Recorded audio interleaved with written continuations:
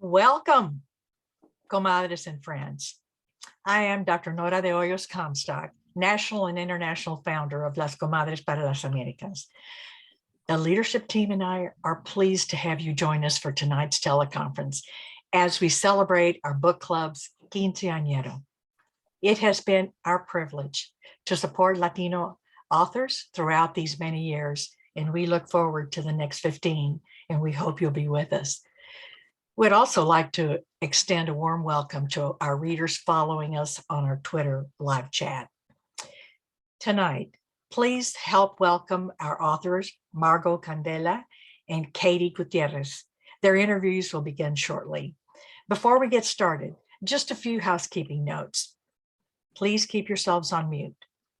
You can keep your videos on. We suggest you put yourself on speaker mode, but gallery works just as well. Just remember that we can see everything you do, so avoid distracting our listeners. If you have any questions or comments, please put them in the chat and we'll try to get to them. But first, let's start with our book club's history. Comadre Tess. Hi, good evening, everyone. I'm Tess Tobin, book club submissions coordinator. Our first book club gathering was in July 2004 in New York in Comadre Maria Ferrer's apartment. After a hiatus, Nora Comstock re-envisioned and relaunched the book club nationwide to promote the work of Latino authors to every book lover, to bring our community to bookstores, and to support our writers. We started our teleconferences in October of 2006. We are in our 15th year of sharing works by Latino authors with all of you. We created the teleconferences and book clubs to entice everyone to read more Latino authors, to learn about Latino roots and the different perspectives on Latino culture and heritage. Our book club and teleconferences are open to all, not just Latinos. We are creating a space for everyone to explore the Latino writer's mind and soul as portrayed through the written word. We encourage you to join our local book club in your city or time zone. We have clubs in 12 cities that are meeting virtually, and some have returned to meeting in person. There is sure to be one that can fit your schedule. If your city doesn't have one, why not help us start one? For more information about our book club, visit our website at latinolit.com. So please invite others to join us. Comadre Karen, take it away. Welcome, comadres and friends, to our November 2022 Zoom teleconference. This is Karen Gonzalez, Assistant Coordinator for the Las Comadres and Friends Book Club, Denver Comadres Book Club Facilitator, and co-founder of the Colorado Alliance of Latino Mentors and Authors. Thank you for joining us tonight. Tonight, we begin our interviews with author Margo Candela, who was born and raised in Los Angeles and began her writing career when she joined the Glendale Community College's student newspaper. She transferred to San Francisco State University as a journalism major, and upon graduation began writing for websites and magazines before writing her first two novels, Underneath It All and Life Over Easy. She returned to Los Angeles to raise her son and later wrote Goodbye to All That and More Than This. The Neopolitan Sisters is her fifth novel and her first after a decade-long hiatus from writing. She once again is living in San Francisco. Interviewing Margo is Julia Abrantes, a lover of Latino literature and former member of the Las Comadres Book Club leadership team. Comadre Julia, take it away. Thank you so much. I'm honored to be here and to be interviewing Margo this evening. How are you today? I'm good. Thank you for having me. Thank you so much for sharing your book with our readers. And if you would please tell our readers a little bit about the story of the Neopolitan Sisters. Okay. Well, first and foremost, it is a story I think about love, compassion, understanding, and not being afraid to tell the truth, even if it's not directly addressed. So it's about three sisters who are very close in age, but have taken very different paths in lives for various reasons. And they all find themselves back in their childhood bedroom for their youngest sister's wedding. And at the same time, they're dealing with both personal and professional issues, dealing with family issues, and also dealing with issues from their past. And they all, come to various forms of resolution, but in the end, it's about a story of sisterhood and how difficult it is to love someone you sometimes don't like. Yeah, I have to tell you, as I have 5 sisters, I'm one of 5 girls, so I have 4 sisters, I should say, and 1 brother. But as I was reading this, there were times when I had to put it down because it touched a little too close on a relationship that I may have had with one of my my sisters throughout this time. But many authors pull from their life or incidents that they've heard about from friends or family in order to, I guess, feed the flames of the book.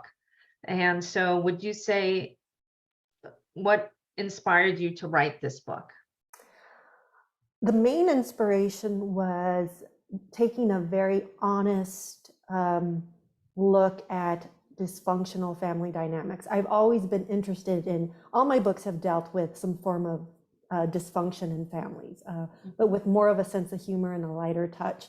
And since there had been such a gap between Goodbye to All That and this book, I had a lot of time to think about, what kind of book and what kind of story I wanted to give voice to. And I decided I was in a good place and felt brave enough to really not hide behind humor and tackle some pretty serious issues within the Latino community and that we deal with as Latinas without making it haha funny. But there's still humor in the book, but I was much more confident that it was time to not be silent anymore and to give voice to the whispers that we sometimes engage in between sisters and cousins and family. In that 10 years, I did a lot of therapy. So I think that's part of the reason of being much more comfortable with telling maybe a less pretty story for the sake of giving voice to something that's, like you said, kind of painful to read because it reads more true, even though it is fiction. Yeah, and I'm sure a lot of our readers, as they were going through the book, maybe they were able to identify with a certain part of the book or a certain part of the story and say, yeah, I know how she felt, or, I know how any one of the 3 sisters, felt at any point in time. So, but I thank you for sharing that and for, I want to say, ripping off the Band-Aid and just, Yes. sharing the truth without making it pretty, because sometimes we need to see and hear things as they really are, straightforward. And there were quite a few difficult topics covered in this book. Can you tell us a little bit of your writing process for this book and how you dealt with finding the right way to share these stories? Well, I started this book, I think in the early 2000s, and had a finished, very rough draft sitting on my computer since then. This book is almost as old as my son is, and my son was born in 2000, summer of 2000. And I think this book is set in 2003 because I think that's when I conceived of the idea. And I did set it aside for many, many years because it is not, I knew it was going to cause a bit of a ruckus, it would make some people very uncomfortable. But it would also resonate with people. And I thought, I am in a good place personally. My son I've raised a very good son who's mostly independent. I am very, very, very happily divorced. And I am the mistress of my creative journey now. I don't answer to anyone including my dad, right? Right, Who's right. who's had a problem with this book. So when the time came when Tony Kirkpatrick reached out to me and asked me if I had anything for her to read, I still shied away from this book, because I knew it was a risky book for many reasons. And I sent her another book, which she said was good, but wasn't ready. And I said, okay, here's this book. And she got back to me a few weeks later and said she wanted to, she loved it, right? And I said, okay, you love it now, but give it back to me and let me make it better, Okay. So there was a I revised this book and polished it again and again up until the very last minute. And I, as a writer, found much more depth in the story and in my characters as I did that, including, my most difficult character, which was Maritza. I found really true compassion and love for someone who really is obnoxious and annoying and easy to dislike. And I think in all families, there is that one, either a cousin or even a sibling that you just, you love them, but you don't like them very much. Correct. And I think Maritza was that character for me at first. I found her very hard to write until I realized I was judging her. As the creator of this character, I was passing judgment on her. And I had to tell myself, her story is just as valuable as Dooley's and Claudia's story. And I think there is a lot of, she's very superficial, but I think there's a lot of depth to her story if a reader allows himself to get past how annoying she is and they understand why she reacts the way she does react. Yeah. Yeah. Thank you for sharing that. So do you have siblings, and how did your siblings, and you just mentioned your father had a little issue with the book. So how did everyone react when they got to read it? I have 4 sisters. Well, I'm one of 4 sisters, and I have the youngest is a brother. Okay. My oldest sister, Martha, who I dedicated the book to, she passed away in February. Yeah, I did get to tell her. She's one of the few people who read the draft of this book. And she was the one who encouraged me to be much more honest, even though it was fiction. And I did get to tell her before she passed that that I had was going to be published again, and that it was this book. And I asked her permission if I could dedicate it to her. So she was really supportive, even with the circumstances that she was in. And I remember the last time I talked to her, she told me that she was going to make everyone she knew buy a copy, which was funny, but she passed away before it came out. I have 2 other sisters and a brother. And I have to say, I think this book has caused, at least for me personally, I do not regret it at all, but it has caused some issues with my immediate family, even though I was very upfront that this was a fictional novel. It's about dysfunctional family dynamics. It's about topics that we as Latinos don't like to discuss, which is, abuse and alcoholism and sex. But in the end, I've had some my dad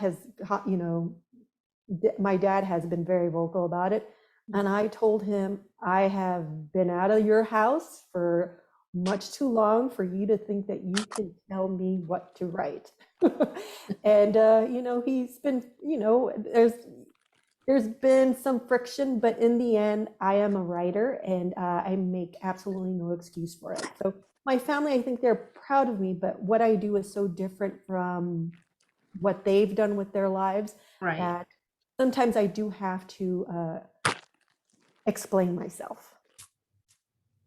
Yeah, well, I totally understand that. And you did touch on quite a few topics that even today, when you talk about abuse, it's not just physical abuse. There's, psychological, there's verbal abuse, there's all kinds of abuse that happens. So, And it's largely unacknowledged. Correct. And it's also almost expected, or it's not really something that we are allowed to say no to, or Correct. say is wrong, you know, and I raised my son in a very different type of way than I was raised. And sometimes, you know, I said to him, you're lucky I didn't go full Mexican mommy on you, because dude, you think you have problems now, you Right. would have a lot more problems. But I think I took the best of what my parents were able to provide for me, which was to be a decent person and have, you know, be honest and not, and be kind.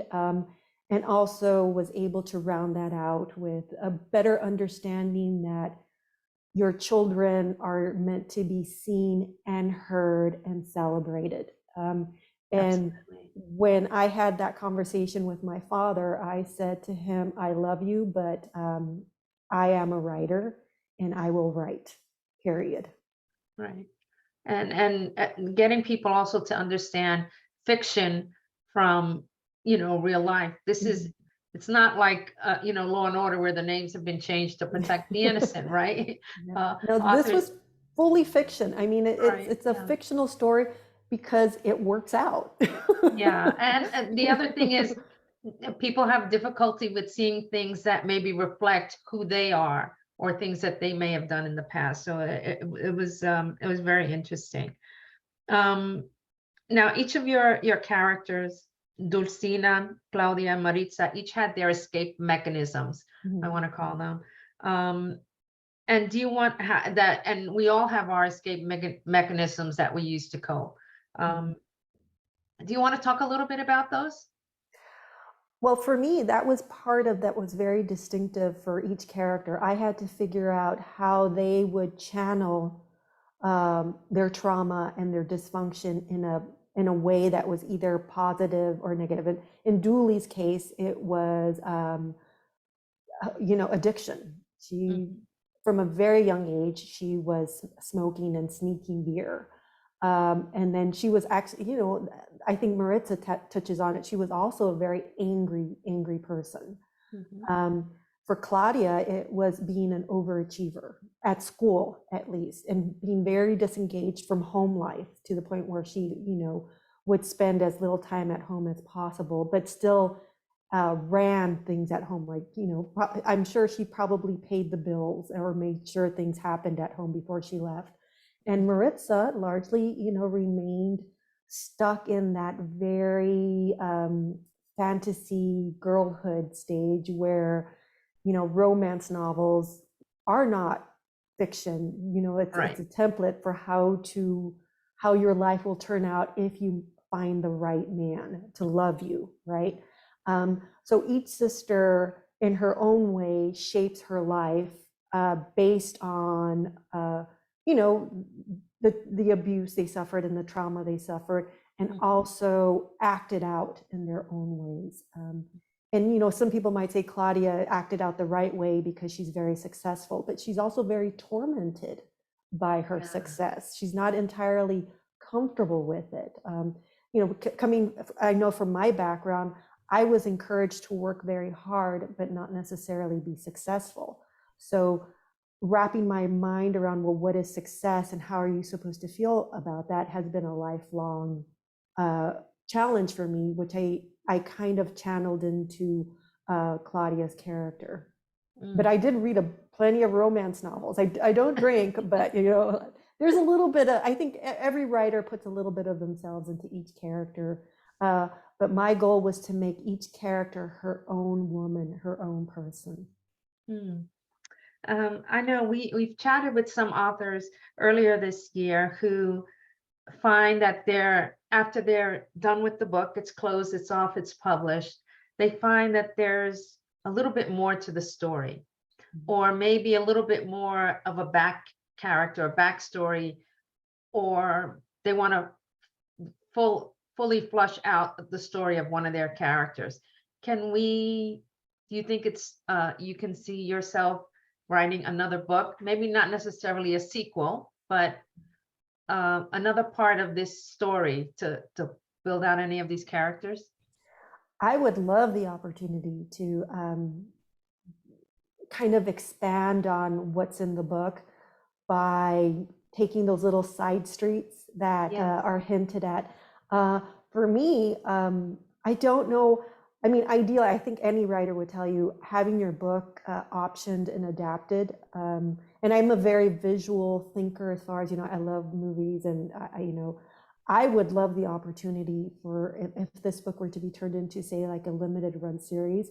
I already have ideas as to just like those little hints of things that could come out and fully explore each character and, kind of put a visual to the image, to the words, Yes. and take it a little further without being so obvious. I think that for me would be an exciting way to explore their stories even more.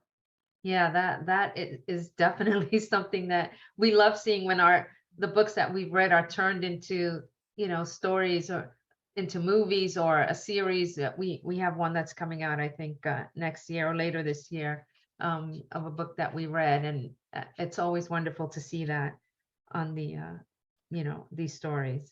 Well, fingers crossed, and I'll try my best. Absolutely. And okay, what can we expect from you next? I am currently doing the outline for my 6th book. So I am literally staring at blank pages right now, but I know what the book is called. I know the characters. I know what the story is. It's just one of those things like how do I get everything that's in here out onto the page? And I think once again, I'm going to deal with some pretty, I think, touchy subjects as far as like a woman who embraces her sexuality and sensuality and uses it for her advancement and benefit, and refuses to be slut shamed about it. And it's a kind of a rags to riches story, and it is based on one of the characters from a very minor character in Goodbye to All That. And I just was interested in, her story starts and ends basically on the red carpet, where she is like a starlet, right? And she is being exposed to the public for the first time. And I started to think, well, how did she get there? And then, I have a very good imagination.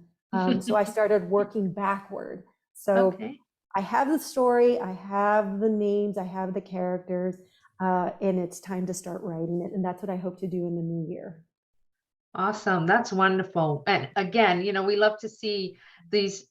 And as you said, it was a minor character or a little blip in one of your other books, but now we're going to see her full-fledged. And we look forward to that. And we hope maybe you will share that book with us once it's published. Well, pencil me in. Okay, that's incentive to get it done. Absolutely. Thank you, Comadre, for sharing your story with us and with our readers. And thank you for taking this time today. Comadre Karen? Anytime. Oh, gracias, comadres. Our second interview is with Katie Gutierrez, author of the national best-selling debut novel, More Than You'll Ever Know, which was also a Good Morning America Book Club pick for June 2022. She is a National Magazine Award finalist whose writing has appeared in Time, Harper's Bazaar, The Washington Post, Long Reads, Texas Monthly, and more. She has an MFA from Texas State University. Katie was born and raised in Laredo, Texas, and now lives in San Antonio with her husband and her 2 children.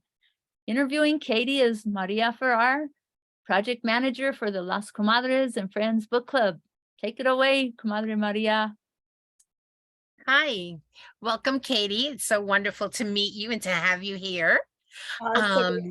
We're moving now away from sisters and family into family and crime. Very exciting. So before we get started, let's talk, if you can give us a quick summary of the book without giving away the good parts. Sure. The book is about Laura Rivera, who is a South Texas woman secretly married to two men at the same time in the 1980s, and Cassie Bowman, the aspiring true crime writer in 2017, who becomes obsessed with telling her story. And it's really an exploration of marriage, motherhood, female ambition and desire, as well as our cultural obsession with true crime. Very good. It's very exciting. So we are intrigued by this concept you have of multiplicity, which is, you know, being different people to different people. Which I've always said that, you know, that I have three sisters and each of us had a different mother, you know, because it's true. My mother was different with each of us, which is what your characters are with. So can you tell us, like, where did you draw this concept from? You know, I think that's something that has always interested me in an unarticulated way, this idea that different relationships bring out different aspects of who we are. And I really saw it when I started traveling when I was younger and sort of realized how even places can do that to you. They can sort of ignite different aspects of your personality that maybe you don't have occasion to see at home. But I think the same is true for most of us in our relationships. You know, who we are with our spouse is not necessarily the same person as who we are with our best friend, and who we are with our best friend is not necessarily who we are with our mother, and who we are with our mother is not necessarily who we are with our children. So I think that all of us, you know, have some level of expertise in compartmentalizing ourselves depending on the person, the situation, but consciously and unconsciously. And so the unconscious part has always been fascinating to me, but the conscious part of it, sort of my interest in the conscious part of it came about probably sometime in 2009 or 2010, when I read an extreme kind of double life story where a man who'd been married to his first wife for 52 or 53 years, when she passed away, was later discovered. They had three kids together, multiple grandkids, very successful in their community, very respected and well-liked. And then 2 weeks later, he was married to somebody nobody had ever met before. And it turned out that he had been splitting his time for the last 32 years between these two women who lived only 20 miles apart. He had two kids with the second woman. He actually sent all 5 kids to the same elite private school. Both women served on the school board at the same time.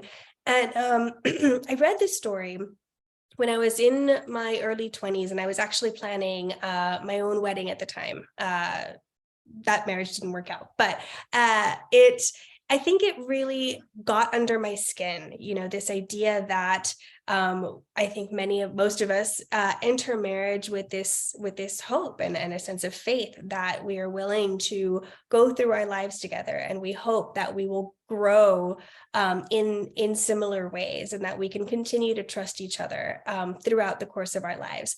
And I think that it really stuck with me, this idea that you could be married to somebody for for more than half a century, and have them be compartmentalized in such an extreme way. And I was also interested, you know, in both aspects, you know, what starts this kind of secret double life? What's the emotional and psychological component that plays into beginning this kind of relationship that becomes really this extreme severing of two selves? And then on the other side of it, you know, what's the impact on the families, right? I think that similar to a lot of cases in true crime, historically, the interest has been on kind of the perpetrator, but I was interested in, you know, well, what's the ripple effect of these decisions? How does it impact both wives, both sets of children, both at the time and afterwards? But at the time that I was sort of asking myself these questions, I was getting my MFA at the time, and I was working on a collection of short stories. And I felt like very sure that this didn't fit into that collection, and that it was bigger than a short story. And so I kind of jotted it down in a notebook and moved on. And I returned to it in 2017 when I was actually on submission with a book that I had written over the previous 2 years.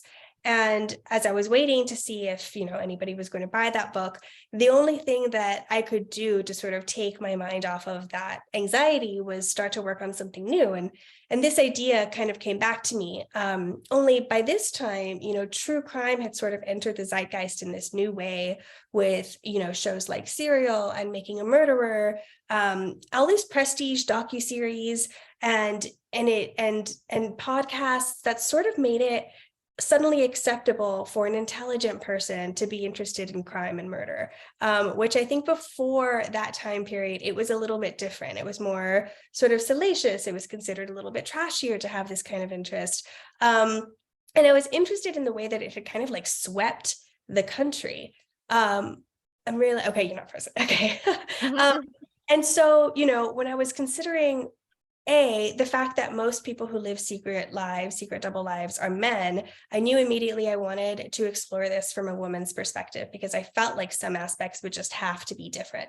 And then secondly, I was interested in how that kind of story, the tension that kind of story might have when it's pressed up against somebody else in this kind of true crime way, who's getting at the truth for her own personal career ambition, right? So you have one character who's interested in hiding the truth and one character who's interested in kind of excavating the truth. And what does their relationship reveal about each other and themselves throughout the book? That was an interesting question to me. And then the third piece of it that sort of came into play was when I began to ask myself, well, when would this story happen? How would it happen? Where would it happen?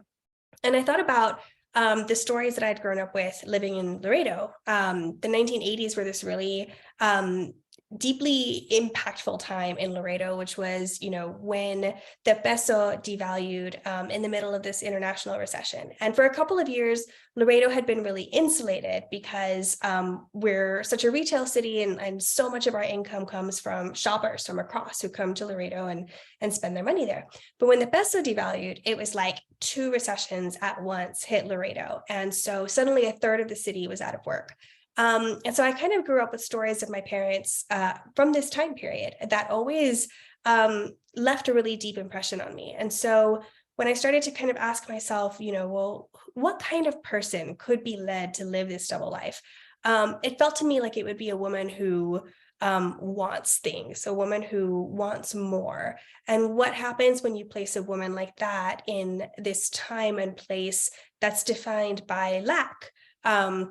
How does the financial stress impact her original marriage? How does it impact her own decisions? That was something that, was very compelling for me to explore. And it was also, at the time I really hadn't seen much fiction, I really hadn't seen any fiction coming out of Laredo, and still pretty little coming out of South Texas, comparatively speaking. And so I wanted to, put my community that I grew up with in the book in a way that would feel honest and true, but would also sort of center and celebrate our identity without making it the source of conflict in the book. So those were sort of all the things that went into putting the ideas together. So when those things kind of clicked, that was when the writing started. No, it's amazing. And I love how you made not a homewrecker, but I love that it was Lori, that it was a woman who's in this position, and it might have started off, with just, he's so cute, he's giving me the eye, just a flirtation, but then it turns into more. And like you said, she wanted more, and why shouldn't she have more? What was to stop her? But getting back, one of our readers sent in a question about, like what motivated you to write the story, which I think you've already explained. But just to get back to the true crime aspect, because you could have done a whole novel without the crime. Yeah. That would have been a story in and of itself, the lover's triangle, the kicking up dirt, what happens to her when, everything, when basically, all the secrets are out and husband 1 meets husband 2. But, you have the true crime is it's that multiplicity again, that duality and stuff. In one way, we are horrified by this crime, and yet we can't stop watching. It's entertainment, but it's a nightmare, you know? And is that, I'm trying to think, what keeps you interested? Is it both parts of it, or was it like, is it the horror first and then the, the entertainment part, or, why true crime? So actually, I would not necessarily consider myself personally a huge true crime buff the way Cassie is. It was more like, at the time I did listen to Serial when it first came out, and I was very, that was, I think, sort of my first big hook into this kind of cultural shift around true crime. And then I did start watching more of these docuseries, like Making a Murderer and The Staircase, and, a bunch of other ones that were sort of coming out around the same time period. But there was a certain point when it was really when I was watching Making a Murderer, and it became, first of all, such a cultural phenomenon. I remember at one point I went out with my brother for his birthday, and he was wearing like a Free Stephen Avery t-shirt, and there was like this one noticeable absence in the show, and that was the absence of the woman at its center, Teresa Halbach.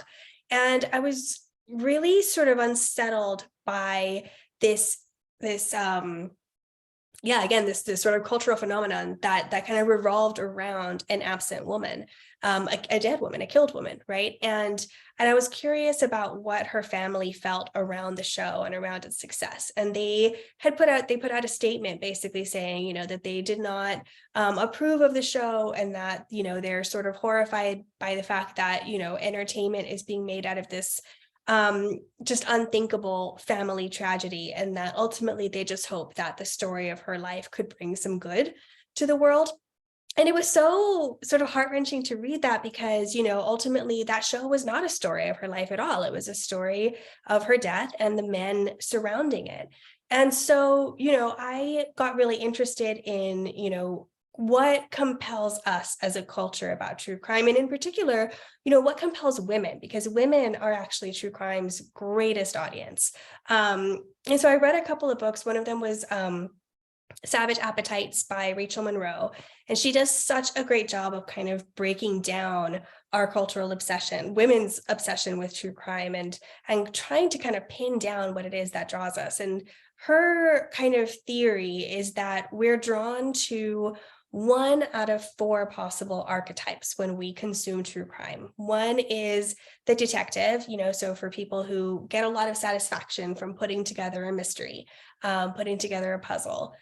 2 is the victim, so it's potentially somebody who's been victimized in the past and who feels a sense of validation, right, in reading other victim stories and having some kind of voice put to their own experiences.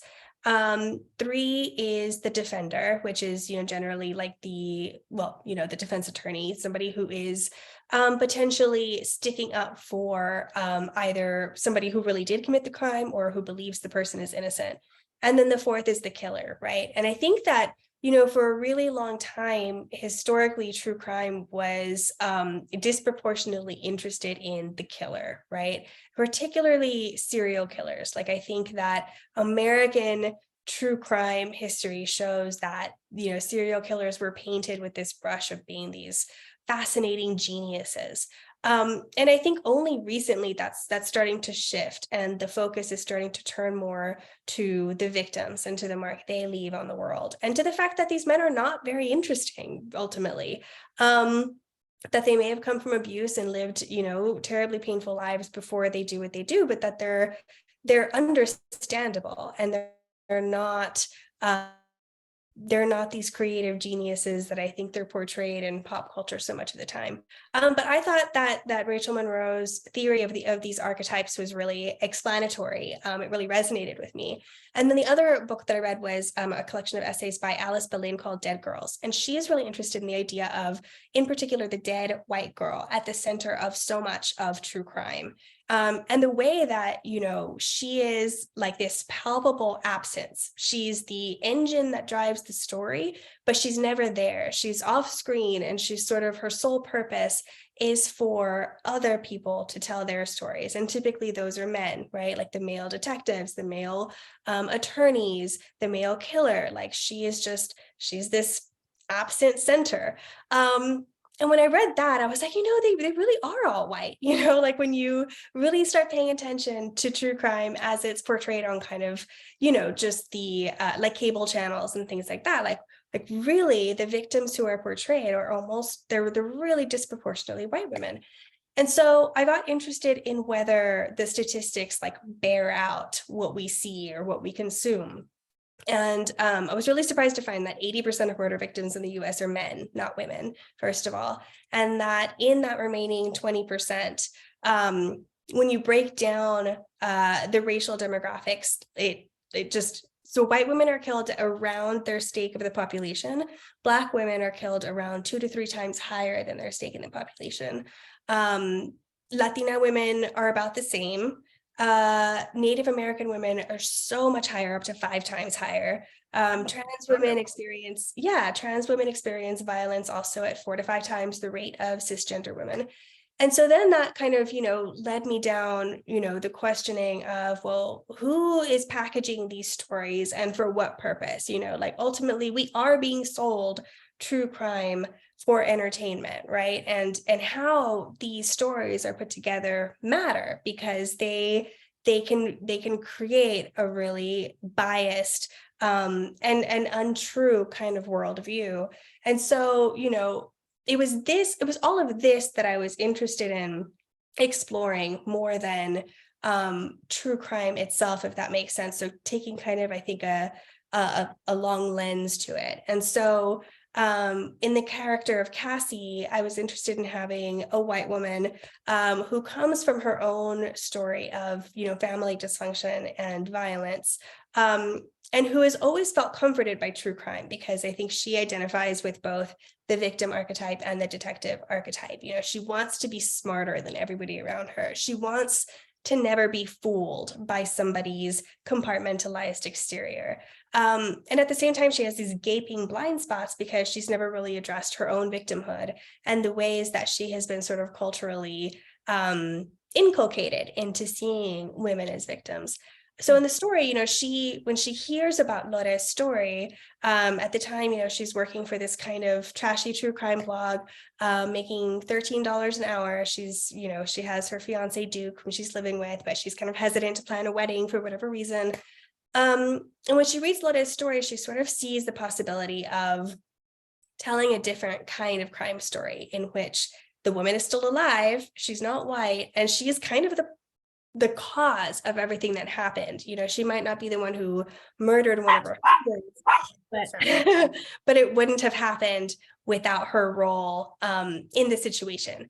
And so she enters the story with these ideas about what a book about Lore could do. But it's also very selfishly driven, right? Because she is a writer, she is an aspiring writer, she is somebody who wants to build her own career as a true crime writer. And so that was kind of the second aspect of what I wanted to explore, was kind of this relationship between journalist and source. There's a book. Well, the women are so,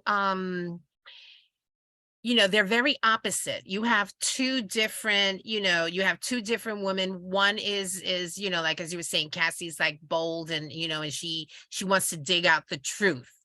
She's like a defender of the truth. She's in search and she's going to find it no matter what, no matter who she has to step on. She is digging up that truth. And then you have Lori, who is, she's been there, done that, lived it.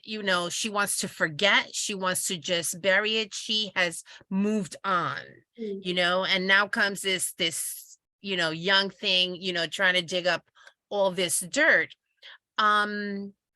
These 2 different women, which one was harder to write, and which one do you love more? So which one is difficult and which one do you love more? I really struggled to write Cassie. Lore it was like her voice came through to me so strongly and so clearly that, I would tell my husband sometimes, like, I would go to bed hearing her voice telling me her story. And it was really just about getting the story down. And particularly in the 1980 sections, very little changed from the first draft to now. I mean, stuff deepened, but nothing was totally off base. Whereas with Cassie, I would say, like, I edited this book for about 3 years in total, like 18 months with my agent, and then, so let's say 2.5 years, another year with my editors. And so much of that time was really spent on Cassie and trying to get her to the level of complexity as Lore. It was like I struggled a lot more for some reason to tap into her voice and her drive and her motivations and her past and the ways that all of these things would intersect in the story. And as well, because I think Cassie was, her sections are sort of like the plottier sections that, become toward the end more of the whodunit. And, I really sort of kind of in my head, like playfully wanted to draw on some of the conventions of true crime storytelling and mystery storytelling as a kind of tongue-in-cheek gesture, toward what I was looking at exploring. But basically, her sections had to do a lot at once. And so did Lore's, but in different ways. I think Lore, I felt, for whatever reason, I felt a lot freer to explore her character and everything that she went through in a not necessarily a linear way. Whereas with Cassie, it was kind of like certain things had to happen at certain times for the story to work. And then at the same time, I wanted her to be as deeply developed as I felt Lore was. So I think that so that answers the first part of your question. Cassie was harder. And I have, and I love them both. They are very, very different. Which one's your favorite? Lore. Like, to me, she, like, I just loved her. And I just felt like my job as the writer, one of my projects at the beginning of this book was, is it possible to understand somebody who ends up in this like unfathomable situation that just looks so disgusting on paper? Is it possible to ever understand somebody like that? And is it even possible to empathize with them at any point, And I think that for myself, it was important, like Margo was talking about with one of her characters, it was important for me as the writer to reach a place of understanding and empathy for Lore, because otherwise I just don't think the book would have worked. And so I think that Lore's voice was so strong, she charms the people in her life effortlessly. And I think in some ways she charmed me too. But yeah, she's definitely my favorite character. Let's talk about the men, there's the husbands, the sons, the, Duke, the fiance, Cassie's fiance and stuff. There, because the story really is the background is, the murder and what happened, but the story is really the two women that are up front and center, their center stage, and the men are more like the background. And so tell us about the men. How did you create, did you purposely make them opposites? Do they have traits in common that's why Lore, fell in love with both and stuff? Tell us about the husbands, and then we want to talk about Duke. Yeah. So the husbands are Fabian and Andres. And to me, from the beginning, I knew that she still had to love Fabian. I knew that, the story would be her first. Yeah, and I think the story would be much, much more simple if she just didn't love him, but she felt trapped in the marriage, or if he was abusive in some way and she just couldn't get out in a traditional way. Like that, it just would have been a different story. And I was more interested in exploring, the fact that it very much is possible to love two people at the same time in very different ways for different reasons. And so the character of Fabienne, I feel very fond toward both of them, but especially Fabienne because I drew on some of my dad's experiences from the 1980s. My dad, he owns an electrical supply store, and when the peso devalued and everything was going, badly for the city, he actually did move to Austin, up and down for 2 years. This was right around the time I was born, so I don't remember it, but he moved, he was driving up and down for 2 years, and he was, sort of selling ceiling fans out of his car, and sleeping on warehouse floors and showering in gym showers just to try to make contact with builders and contractors, who might become customers of his store, and those images really, I think, stayed with me so much, over my life, like sort of these things that my parents and other things, as well from that time period. But I really, even the store, Rivera Iron Works, I kind of based on my dad's electrical supply store, 3G. When we were little, every Saturday we would go and, pick him up for lunch. And, we used to love, not skateboarding, but, rollerblading on the ramps in the warehouse. It was so hot back there. But it was, it was so much fun. It had this like really particular smell to it. And we'd walk, all around the store, ringing all the doorbells that were hung up on racks. And I have really just such fond memories of that time period and some of those things that I wanted to honor in the book through the character of Fabienne. And so my dad, he's my dad's favorite character. My dad's like, Fabienne should be on the cover. There should be a sequel about Fabienne. And then Andres, Fabienne is very much about, he's practical. He is a problem solver. He's handy. He is ambitious in the way that he has his eyes set on the future. He's not one to overly spend time talking about emotion. They meet when they're very young in high school, but he's not one to sort of like linger on the past.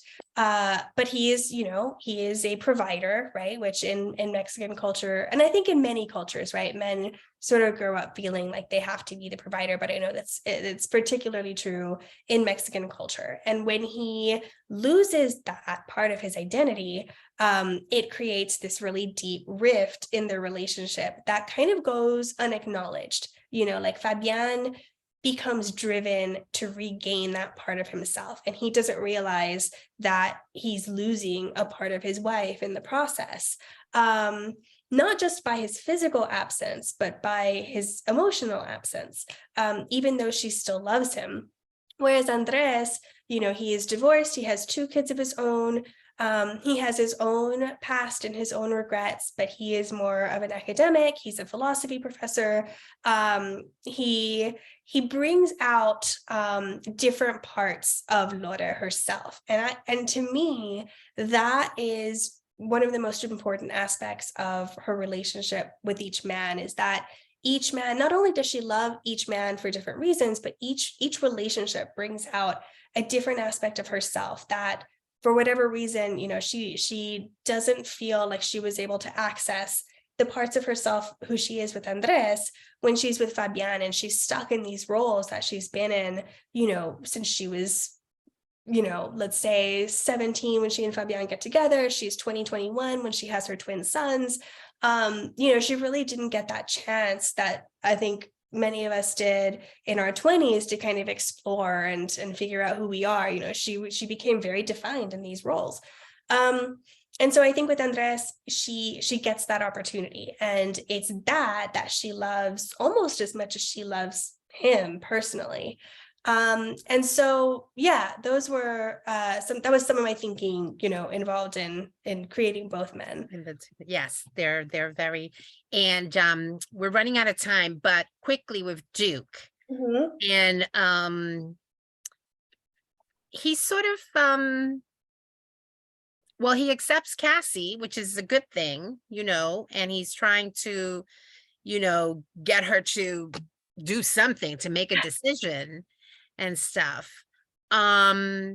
Was he any, did you just need a buffer there and stuff? No. So, to me, Cassie grew up in an unstable home that she is never able to talk about with anybody, or that she doesn't let herself talk about with anybody. And in that instability, she feels like she was sort of fooled by, the people she thought her parents were are not the people they turned out to be. And she paints the world in kind of these very black and white strokes that aren't necessarily always accurate. But when she meets Duke, he has this wonderful close family, that they live on a farm. He had this really idyllic childhood. He very much is who he appears to be. He doesn't have this kind of dark secret self that Cassie is worried about one day discovering, rightly or wrongly, right? Who knows, maybe in 10 years he would. But at the time, she feels like he is very much a safe person for her. She's very deeply in love with his family. She feels she's really kind of cut herself off from her own biological family. But she's left craving that sense of love and affection and belonging. And she finds it with Duke's family and with Duke himself. But I think that what Lore brings out of Cassie is the idea that, maybe safety, maybe it's actually worth the risk of being known more deeply, because Duke is similar to Fabienne in that he kind of loves her for who she is right in front of him. He's not super interested in digging into her past. So the fact that she's never talked about her family kind of doesn't bother him. He's not that interested. And when it comes to sort of later on in the book where she starts to wonder, could I have a different kind of relationship with myself, and could I have a different relationship with Duke as a result of this? She ends up not being sure that he is ready for that, or that he's even interested in that. And so I think that, Duke for Cassie was, a symbolic turning point for her one way or the other. I think that whatever she decided to do with Duke would be a very strong indicator to the reader about the way she would go with the book she's writing about Lore, and really the way she would go with the rest of her life outside the pages of the book, right? But yeah, I think that Duke is an idea of a certain kind of safety was really important in Cassie's life. Yes, he was like the calm, after the storm. He was like the shelter. Right. The shelter. And sometimes ready to get out of the shelter, right? Yes. She could step out. He's not just an escape. He was like, this could be a good thing for her.